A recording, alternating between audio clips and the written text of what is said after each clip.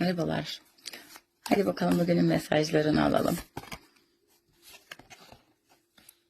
Aşıklar.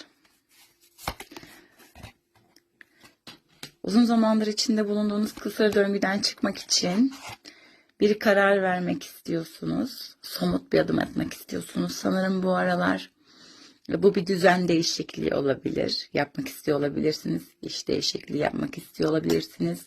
Bulunduğunuz bir yerden ayrılmak istiyor olabilirsiniz.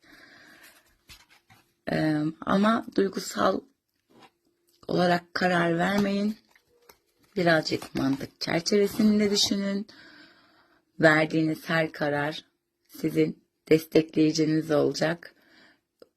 Ulaşılmaz gibi gördüğünüz o şey her neyse ona ulaşmanıza bir tek kalmış. Sevgimle.